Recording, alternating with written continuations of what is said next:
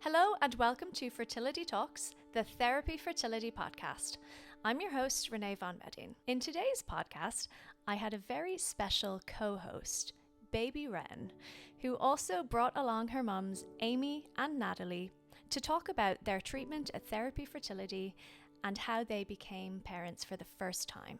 How did you find coming through as a same-sex couple? Only now you're kind of hearing and seeing a lot of same-sex couples having babies and having kids and starting families, and you're not nervous, but what way is this going to be? Or, do you know, the consultation, how are people going to speak to you? Is it going to be different? Or you do, all that goes through your mind. Yeah. How did you find the donor selection process? It's mad, isn't it? But it is still a loss when you go through an unsuccessful cycle. So how did that feel the first time round? It was surprising how upset, because even though like they tell you the statistics and everything and you kind of have yourself prepared for it, it's devastating at the time, but then when it does work and you have your baby, you think, well, I wouldn't trade this little person for anything. If you could go back to yourselves starting this journey, is there anything you would have done differently? I'm here today with my new co-host, baby Wren, who is guest of honour. And she brought along her two mums as well, which was kind of her. So Natalie and Amy, welcome. Thank you so much for coming. No problem. Lovely to welcome you back here again. I know you were here before at our baby Christmas event. And yeah, I'm just delighted you wanted to come back and have a chat and tell us all about how Miss Wren came to be. Yeah. So let's go back to the start. How did the two of you meet? I don't know if do you remember Gaydar Girls? I do not, but it sounds interesting. It was the Tinder back then. Yeah. Gaydar Girls. Gaydar it was Girls, what, 14 years ago. Yeah.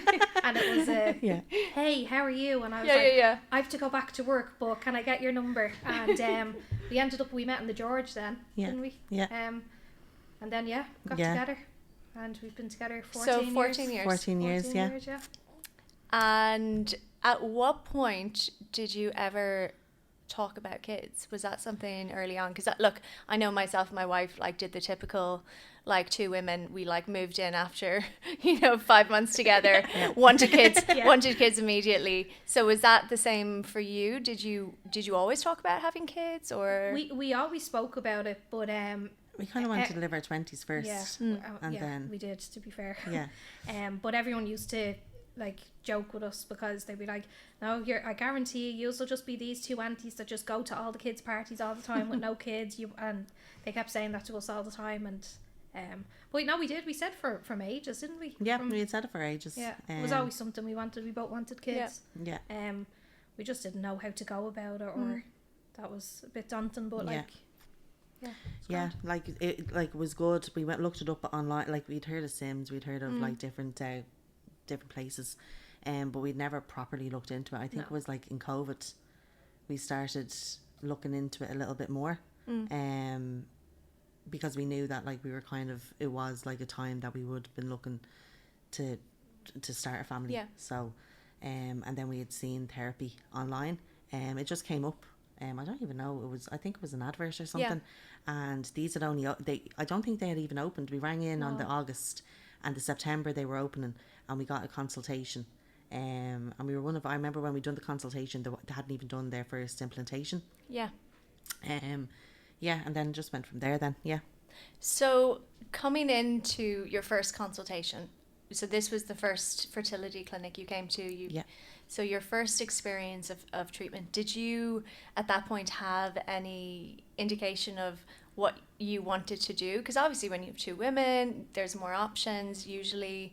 Did you have a good idea of what you wanted to do in terms of IVF versus IUI, who would carry, that sort of thing? We spoke about who would carry. Natalie's, a couple of Natalie's cousins had babies, and they found out that they were pregnant as well. And her dad came downstairs to say that her other cousin had found out that she was having a baby, and she actually done it. She done IVF on her own. She done it through Sims. So her dad remembers when she walked in and he had said it to her or whatever, and he seen her face because he was like, okay, she's like, I'm literally the only one now that doesn't have a baby. But see, we lived with her dad, so it made things a bit awkward. Like, you know, he's that type of man that you'd say, like, can we have 4 dogs in the house, and he'd be like, oh, but he'd let you, like, you know. So he called us downstairs, didn't he? And he was like, yeah, like we knew we wanted to have kids, but we were still living there. So we were kind of like, right, I knew my dad to say yes straight away. So we didn't want to actually ask the question because we knew whether he was happy with it or not. As in the question to like, do you mind if we have bring a kid? another Exactly. human into the house, kind of thing. Yeah, and we didn't want to actually put that on him because we didn't know if he would. He would have said yes regardless if he was happy or not. And it's hard because you can't really say it was an accident, can you? Yeah, exactly. It's a planned. Yeah, exactly. Oops. But he seen my face kind of dropped, and he then actually said it to us, and we just explained to him. We were like, look, it is something that we really want to do, but we're going to wait till we move out, because we don't want to put that on you and everything. And he was like, what? Why would? He was like, that's going to bring so much joy to the house. He was like, why would you wait? You know, that way. Yeah. So we were looking at, obviously, because your cousin done Sims, and then our other friend, she done it on her own as well. Yeah, one of our friends. Yeah. And so we'd asked a couple of questions, like as to like how you go about it and stuff like that. But then when we came here, it was so smooth sailing. Oh, it was absolutely brilliant because we had no idea. We went in for the first consultation, had a chat. And it just kind of went from there. Like, it's like they'll tell you like the protocol, this happens, that happens, and it makes it a lot easier as well when you actually know what's coming next. And so at that point you decided that you were going to carry. Yeah. And that you were going to do IVF with donor sperm. We did IUI. Yeah. We just seen, we got what's the high cozy, is it? Got the high codes. Yeah, to check like that everything. Yeah. Exactly. Yeah, and we decided that I'll go first and then Amy will go second. At some point. We'll see. We'll see. Yeah. It's well, there's options there anyway. Like I've always said they're like reciprocal, anything like, you know, like we spoke about doing reciprocal first, but obviously it's a bit more expensive and it's invasive as well for both. So, and then like I have siblings, whereas Nats is an only child. So it would have meant a lot more. It wouldn't have made a difference, but I think like because like there was literally just yourself. Yeah, we decided that I'd go first, and then just so that you could feel that like I wasn't. And then you do have that fear that you're like, oh, what if you don't have a connection? But and did you have that fear? I had that fear, yeah. I did. I had it for a bit. It wasn't even for me. It was like more my family. You kind of have that fear, like, will they see her like as they're but even before she was born, everyone was just absolutely it's overwhelming. It's brilliant. It's brilliant. crazy. And that just completely, as soon as she was born, not even as soon, there was just so much going on, but it took about an hour when we were just on our own, and then it just hit you and you're like, all that fear that you had about not having a connection, it just goes. I don't even think that I haven't carried her, like. It's so I'm so glad that we did do it that way. Are you? Yeah, no, it's brilliant. Yeah, it's addictive though. Like we've always had in our head, oh, we'll have 2. Like, I'll have 1, she'll have 1, and literally after her, I was like, I think we'll have 3. I'm already saying that now. I'm saying this, and we only have 1. I'll probably say once we have 2, I'll probably be thinking, will I have 3? But how many weeks is she now? 13. She's 14 tomorrow. You're doing well if she's only a couple of months old, and you're thinking about the next. Yeah, well, we're not getting any younger.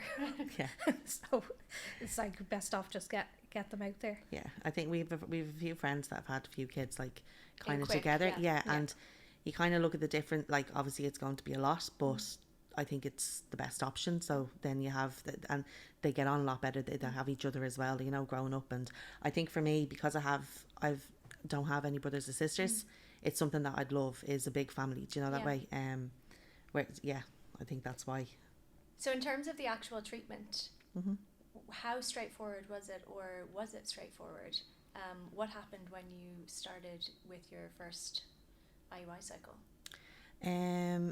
We came in, I'd done the first cycle, and it was the January we done the first cycle, and we found out on the 23rd Oh no, we found that was the first time. On the 15th of, it was the day after February that it didn't work. So the 15th of February last year we found out it didn't work first go.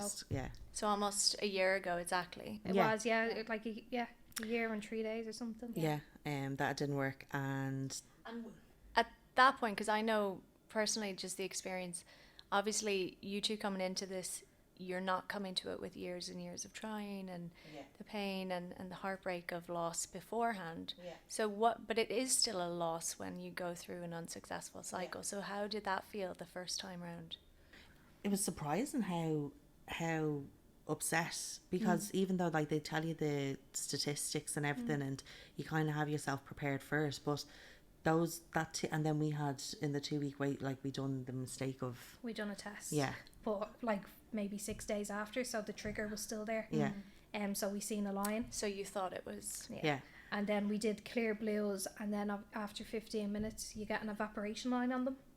So you thought that was so we had a bit of hope that there was hope there that was going to work, but like it was, and then there was hope that when we came in we kind of like then we got the blood test, but we kind of knew for the second time, but we were gutted. But I remember the first time we got it done and you're reading all this stuff, it's like, get McDonald's after you're doing all this, and we came in, I booked the day off work, I drove in, Nats wasn't to drive, came in, went through the whole thing, drove through McDonald's, Nats has her feet up, we get home, she's eating McDonald's with the feet up in the air. We chilled out for the whole day, and then it didn't work, and then the second time it was like, okay, I'm taking a lunch break. I left my job around the corner, flew up here, got that done, you went home, and we literally just it was like so relaxed compared to the first time.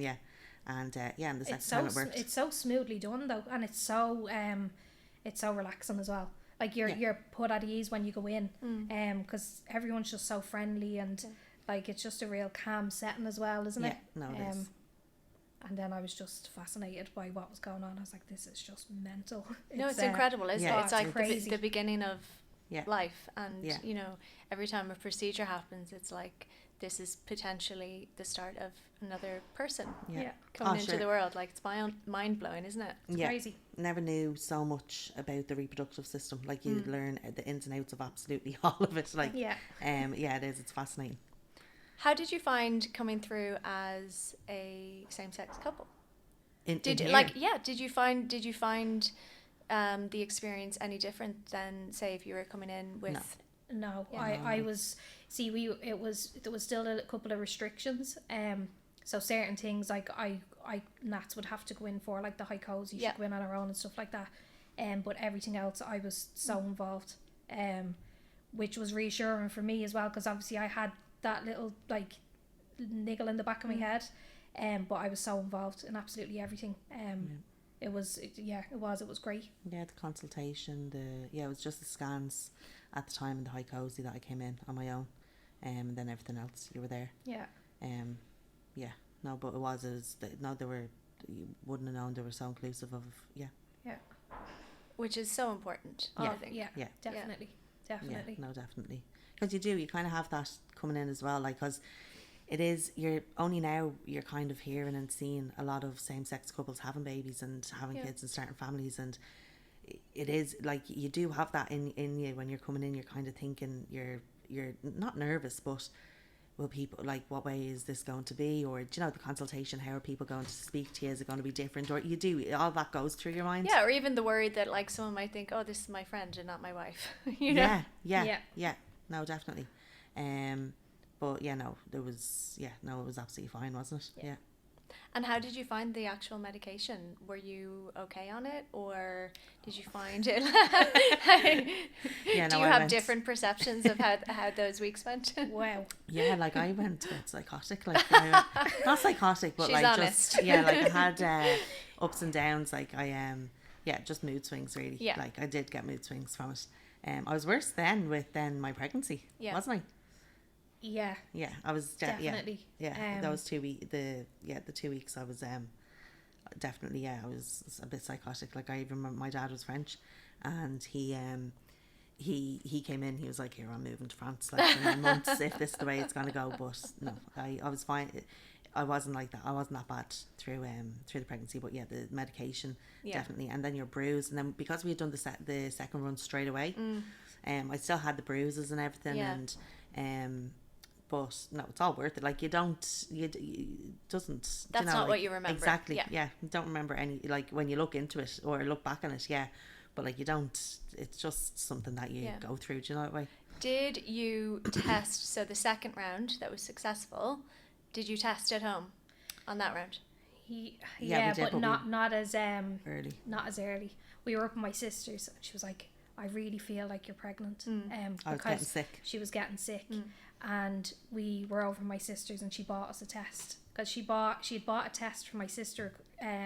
My sister a couple of years back when she had her little boy, actually for two of her little boys, and they were both positive, and she's like, "I'm telling you, I have the touch. I've got the juju. Come on, I'll buy it." So we went out and we bought it, and there was a line there, and we were like, I'm not joking. We must have spent about €300 on pregnancy tests over the whole. After that, it was absolutely, it was crazy. Because the second time it was because we'd gotten a positive after like day 7. Yep.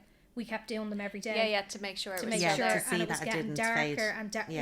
and it's such a chase though, isn't it? Yeah, like like once you see it darker and you're comparing them all, and like poor Nat's like, I'd be going to work at 7:30 and I'd wake her up and I was like, you need to go in and do a test. Go pee. Go pee. Go pee. And she's like, I've nothing there, and I was like, just try. Do it. Yeah, sure. Even the first time, we've done a pregnancy test. Never had to do it before. So she did the pee in the cup, and we literally went like this and put it down, and we waited the 3 minutes, and we looked back and nothing had evaporated. Like nothing had You're gone. like, it's not working. Yeah, hadn't a clue. My pee is broken. Like, we have to hold it in there. Yeah. My bad. Yeah. But then we had a feeling though. We came home and Nats was getting sick, and I was in rubbing her back, and I came out and her dad walked out of the bedroom, and he's like that. He's smiling, and the two of us are laughing. He's like, "We're terrible, aren't we?" And I was like, "But because she's getting sick, it's a good positive sign. It's a good I know. sign. It's like, are you feeling terrible? Yay! Yeah. But but like you're nervous to get your hopes up until you get the blood test. Yeah. Even though, like, I think the night before we done one that, and it said pregnant. 1 to 2 pregnant, 1 to 2 weeks. But it is like, even though we done that, I would recommend to try and stay away from doing them, just for people's hopes, because just with what happened to us. And definitely, if you can't not do it, wait as long as you can. Exactly, yeah. And especially if you've had that trigger. Yeah. Because a lot of people don't realise that trigger is the same hormone that pregnancy causes, and if you get that early on, it's just, there's nothing worse than false hope or false excitement. It's awful. Yeah, I don't think we would have taken the first one like too badly if we hadn't tested. If we hadn't tested, but because we tested, you're holding on to the tiniest bit of hope, and then obviously you find out then, and that's what we were so upset. We were crying, and I was like, I'm mourning something that never existed, and I was like, it's silly. Like, you have to kind of talk yourself out being so silly, but like at the same time, it's something that you've wanted for so long, because I know that we went in and we tried straight away, but Nat's had PCOS. Now it was mild, but you were in Hollistree for a year, just getting a couple of tests and stuff like that. So that's why we left it so long. So technically, in our head, we were trying a year previous, because we were going through like all of that fertility kind of issues, and waiting on appointments and stuff. And like that, we were still waiting on appointments, and we just said no, we'll go, because it was taking too long over COVID. So we could have went from the start anyway, but it worked out in our favour, because obviously we wouldn't have came here. So it worked out. And you wouldn't have this little lady. Exactly. You might have a different one. Exactly. Yeah. That's scary, isn't it? That's what we thought. If I had to work the first time, like. And that's the thing. I know it's a really hard thing, but again, even for myself, when it hasn't worked, when treatment hasn't worked, it's devastating at the time, but then when it does work and you have your baby, you think, well, I wouldn't trade this little person for anything. Yeah, exactly. And, maybe everything worked out the way it was happened supposed for a reason. But that's not easy in the moment. Yeah, no, it isn't. Yeah. And even at that, we had only tried once, and there's people out there that are trying so hard, and they're struggling, and we were really lucky. And we were lucky to get second go, you know, like yeah, just absolutely, yeah. How did you find the donor selection process? It's mad, isn't it? Yeah, it is. Like that's what we were like, because we didn't know about, and it's like literally like shopping, shopping online, like with a cart and everything, like it was crazy. But we always, like, it was easy enough in terms of like going for a donor, because we'd said, because I was carrying, if let's say Amy had like brown hair, green eyes, we'd probably go for a donor with, exactly. Do you know, sure. There was this, whereas we both were fair, blonde or blue eyes, so it was easy in that sense. But just looking around, it's so detailed though. Yeah. It's like because I only downloaded the like the bio for him. It's like 36 pages of like the ins and outs. It's really like it. No, it is. It's good. Like it's. You don't feel like attached to it either, in a sense of like, you don't feel like, I know obviously there's a donor involved, but like we don't feel like that because of how it's. It's like you've just gone shopping. I know it's bizarre, but it is. It's like you've just gone shopping for this, and like that's it. Then it's just something that has helped you. It's not. You don't think of it as being somebody else. Like it's. Yeah, and I guess it's a tricky one, because while that person is not a part of your parenting relationship, not a parent, it is a person who has helped her to exist. You know. So while it's really, really important, it's also not. It's a weird one. It is. It's strange. But it's nice to be able to, I suppose, select a donor with those characteristics and know that you're getting, you know, potentially the best possible kind of medical history, and you know, if you can avoid having certain things as, you know, a hereditary condition, that's great, because people who don't have donors don't get to select. They don't. Exactly. That. Yeah, and you look through the whole medical history, like even I remember it said, I think it was like cat, there was allergy of cats in the family, but like little things like that to know. It's good. Yeah, no, it's very, very detailed, isn't it? Yeah. No, it is. It's brilliant. I know that you've already kind of mentioned this, but it is something that people who don't have the genetic connection to their child often feel that they're not going to feel the same. But you said that just was completely gone. It goes. It's crazy. Now you do get some people that do say, God, she's the image of you, and I'm like, it's impossible, but we'll go with it. But then you do feel like, are some people doing this just, I know it's a joke, but sometimes it does hit you, because you don't think, and you're like, oh yeah, and then it dawns with you, and you're like, no way. Boy, we're actually like, we're both like blue eyes, blonde hair, so it never really occurred. Like I even said it to Amy there a while ago. I was like, I forget there's a donor. Like I forget it altogether. Like it's not. I don't even think of it. It's a funny thing, isn't it, that when people say that to you, and I think, you know, it is a thing that people say, oh, she's the image of you, and but both of my kids are not genetically connected to me. I carried them, but genetically they're my wife's. And people say to me constantly about, especially one of them, how like me she is, and she is though. That's the mad thing. And part of you is like, that's impossible, but also, you know, she's your baby. Of course she looks like you. Like, and I know she's so tiny, but you know, that's where she gets her personality and her mannerisms and characteristics, or mannerisms. It's like, you know, people who are adopted end up you know, looking exactly like their parents, because the people you spend time with, you know, you kind of morph into each other. Almost. Actually, to be fair. No, it's amazing. I think once a child comes into the world, all of those fears usually just go. I think as well, when you, like, we would have kind of like spoke, and that's kind of in your thoughts before everything, and then now it's more so everyone around you kind of asking the questions, whereas you've kind of like asked the questions before the whole process, you know, that way. So we're kind of in a place that we don't even think of any of that anymore, but you know that everyone around it asks questions and you're answering for them, like but no, it doesn't it doesn't even cross my mind anymore at all. Like I think someone said it to us a few weeks ago, and I even said it to Amy. I was like, I genuinely forget. I forget. No, you do. Yeah. In terms of like how your friends and family and kind of wider support networks have been, how have you found it, like this transition to being parents? It's only kind of hitting now. How do you even start it? So we found out on the 23rd of March that she was, obviously we were having a baby, and then in May, Natalie's dad was diagnosed with cancer. Yeah. So we lost him in October, a month before. Literally just a month before. I'm so sorry.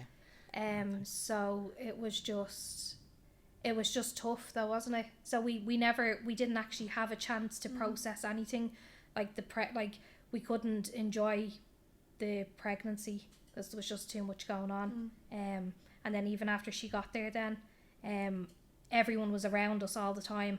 It didn't sink in that we'd had a baby, and it's literally only, I'd say, the last 2-3 weeks. It's kind of well, obviously now. Before you're adjusting things, but it's like now in the last, we'll say, month, it's really hitting now that you're like, wow, like, because there's not many people around anymore, and it's just the two of us, and you're like, geez, like we're parents now. But like, it's mad. Like we keep saying it. Like it was over my dad who had said to us and sat us down and was like, what's stopping you having a baby here? Do you know? And then that's after happening, and we only said to her, like, if we didn't have Wren, like, she's brought so much joy through all of this. 100%. Like, she's brought so much joy, and I can't even imagine her not being here anymore. Do you know that way? And it's crazy, like, and even but like the support we've gotten for everything, like in terms of like what happened with my dad through the illness, and then obviously then after, because a month after, and then she was she was due 2 months after, but she was 3 weeks early. And then there was Christmas and everyone was around and everything, but in terms of like everyone being there, like, for Wren and inclusiveness and everything, like, she's total, isn't she? It's amazing. You're blown away. Because it is something that you think of. You do think of that, especially like, even for me, I'm like Amy was saying earlier on about, like, she was kind of thinking about her family, like, would there be, and there was absolutely no, it was totally natural, do you know that way? And it is something that you think, but like, it's not, you're blown away, overwhelming. No, everyone's been great. Like, they really have. They all don't, and are like, they're even the job. I brought her into work the other day, and they were, I brought her, I went into work in the morning, and Nats was there, and they were all coming out of meetings, and they all came over to the car, so I had to bring her in. And then when I was leaving for work, and one of the women was like, I never got to see her, so I was like, back. Nats is picking me up. So I was left at quarter to 5, went in, grabbed her from the car, and I didn't get out of the job till 5:30. Because they're all just they're bizarre. Everyone is. Well, babies just bring so much joy, and you know, especially I think at hard times and losing someone, it just, you know, it's the pain and the beauty of life. It's, you know, it's crazy. That's what, like, it's like circle of life, like, it is. It's but that's what we've said. We've only been saying, like, I don't know what we'd do if we didn't, you know, that way, like, things would be so much harder if we didn't have her. Like, she's been such a joy, and like, even the house, obviously there's a big difference now with, like, Bruno not being there, because there was the 3 of us. So, like, there was we had tried to adjust to that for the couple of weeks before she came, and it was just, it was so empty, wasn't it? And then she came home, and then it just completely changed. And, like, even a couple of weeks ago, we were cleaning the sitting room, all her stuff were there, and we took everything out and, like, deep cleaned, washed down the floors, everything. And then I was like, we'll leave a couple of bits upstairs. And then we sat down and we were looking, I was like, oh no, you can't, it's the sitting room's too empty. So we had to lug everything back in. It's she's taken over the whole house, hasn't she? But and she's so small. Like, all her stuff. She's taken over your home and your hearts. And your heads. Everything. You know, like, people do say, you do hear people saying all the time when they have kids, like, you'll never experience love like it, boy, and you're like, oh yeah, boy, when you're in that situation, then I've never loved someone so much. Like, do you feel the same? Yeah. It's bizarre how you can just love this little person so much. It's crazy. And it is like, you know, when you're even like through the pregnancy and everything, and it's when they're there, and it's, I think as well, like even the worry, like people say that there's this worry with kids, and you don't understand this worry until they're here, and it's such mental stuff you think of, and it's like you'd never have thought of that before. And it's just, obviously there's so much love there that you have so much worry with it. Do you know that way? It's but it's the best thing in the world. It really is. Yeah. And so you think you're gonna have another? Yeah, we definitely will. Yeah. We have one more left. Vial of donor sperm. Yeah. As much as I'm joking saying, no, I'm not going to do it, I think it's something that I'd want to try. Yeah. I'll experience, like, we'll give it a bash. Yeah. So probably in the next couple of months. That soon? Not to try. Okay. Just kind of have some tests and stuff done on myself. Yeah. And then kind of go from there. We had said we'll wait till, like, you'd want to get, like, just have maybe a good year with her anyways, and then obviously, like, if the whole process, like, who knows, it might take a bit of time. And I think that's the great thing, is to get some testing done, because you could get some testing done and everything could be completely normal, and you could be told, just come whenever you're ready, but sometimes people have testing done and you might find something unexpected, you know, if you've never done that before. So I think it is good to be, I know she's so teeny tiny, but to be proactive about it. No, definitely. That's we know someone who went, and through COVID they said, okay, I'm going to try. And they went in and they got tested and everything worked, everything was fine, but they did have a low egg count. And they were thinking, if she hadn't decided to go at that point and waited, wouldn't maybe in the future mightn't have been able, you know. So it is something that I definitely recommend. Even we've said it to friends and everything now, like even just because it is a time now that people are kind of like living their 20s more, going to people are having kids a lot later in life, and it's just something, it's something so simple to get checked. And but I feel like it's a lot more normalized now. Like, I think a lot of people are doing it. Like, whether you're in the same sex relationship, you're on your own, like you're a straight couple, like it's very common now. Like, years ago you didn't really hear much of it, and it was kind of on the hush. Like, we spoke to someone and they told us that they'd conceived twins. Like, their kids are about 20 now, but she's like, she wasn't shouting it from the rooftops. It was really like, this is how it happened or whatever. Whereas now it's spoken so openly now, isn't it? Like, it's like people are a lot more comfortable now to speak about it. I feel like years ago it was definitely on the hush, wasn't it? No, things have changed definitely for the better. Definitely. If you could go back to yourselves starting this journey, is there anything you would have done differently, or anything you would have told yourselves at the start of the journey? I mean, I know it's had its ups and downs, but it has been relatively, you know, straightforward for you both. I think all of it was so new that, like, I didn't want to look into too much stuff starting it, because I said, if I do, I think the more information you have, the more confused nearly you're going to be, you know. And it was something that I'm like, I'd be a worrier, so I'm like, if I look into all this stuff, I think I'm better off taking it step by step. So each time something happened, I'm like, okay, do you know.